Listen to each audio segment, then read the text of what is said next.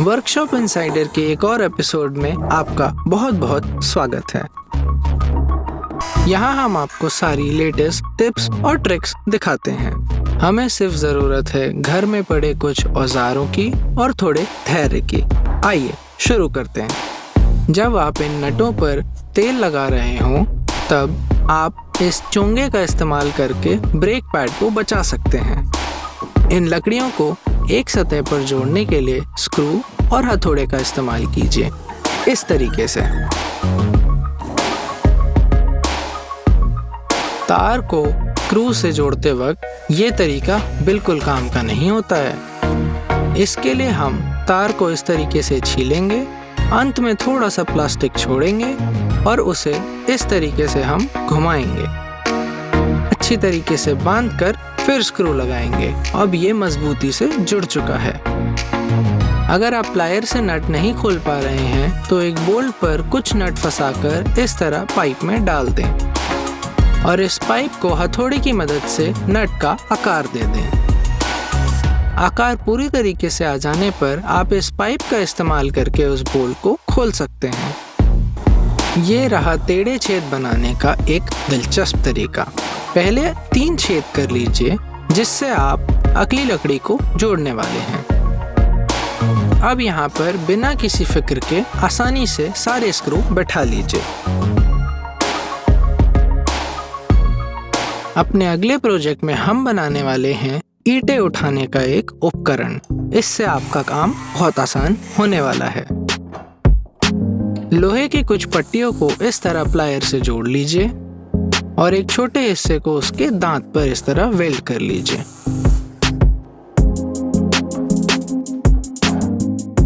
निचले हिस्से को इस तरह मोड़ लीजिए।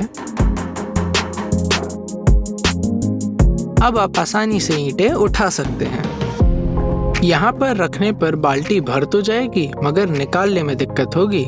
इसके लिए हम एक फोम ट्यूब का इस्तेमाल करेंगे, कुछ इस तरीके से। ऐसा करने से आपकी बाल्टी कहीं फंसने नहीं वाली है।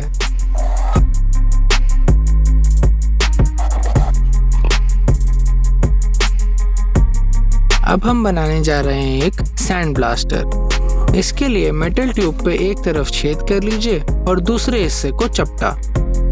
2 बोतल की ढक्कन लीजिए और उन पे इस तरह चिन्ह बनाकर काट लीजिए। इनका नाप उस पाइप के जितना होना चाहिए ताकि वो आसानी से बैठ जाए। अब दूसरी बोतल के ढक्कन पर इस तरह छेद करके पहली बोतल के ढक्कन से जोड़ लेंगे।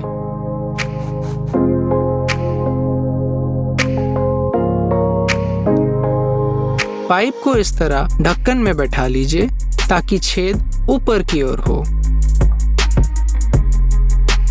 अब अपनी बोतल को रेती से भर लीजिए और ढक्कन पर लगा दीजिए और ये हो गया आपका सैंड ब्लास्टर तैयार। अगर आपकी गोंद की बोतल के ढक्कन गुम हो चुके हैं तब आप प्लास्टिक के लंगड़ का इस्तेमाल करके उन्हें बंद कर सकते हैं। है ना बिल्कुल आसान।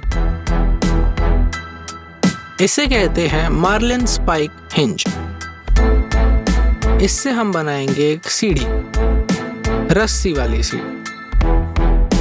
3 लूप बनाएंगे और बीच वाले को पीछे की ओर मोड़ देंगे। ये काफी भरोसेमंद होता है। इसे खोलने के लिए सिर्फ निकालिए, ये खुद ही खुल जाएगा। अब हम अपने सोल्डरिंग आयरन में थोड़ी फेरबदल करेंगे। इसकी नोक ऐसे काट लीजिए और शिकंजे में रखकर इस पे एक खांचा बना लीजिए आरी से, कुछ इस तरह। अब हम अपने ब्लेड को इस तरह काटेंगे जिस तरीके से वो हमारी सोल्डरिंग आयरन पर बैठ जाए। अब करिए सोल्डरिंग आयरन चालू और शुरू कर लीजिए अपनी कटाई। है ना आसान। अब हम बनाएंगे अपने स्क्रू ड्राइवर के लिए एक हैंडल। इसके लिए हमें लगेगा बेकिंग सोडा और ग्लू स्टिक्स। इन ग्लू स्टिक्स और बेकिंग सोडा को एक साथ हीट गन से गर्म कर लीजिए। गरम करते हुए सोडे की मात्रा बढ़ा सकते हैं। इसे अच्छे से गूंद लीजिए तब तक जब तक एक गाढ़ा पेस्ट तैयार हो जाए। अब इस पेस्ट को अपनी रॉड पर रखकर अपने हाथों से अपने लिए एक हैंडल बना लीजिए ठंडा होने से पहले।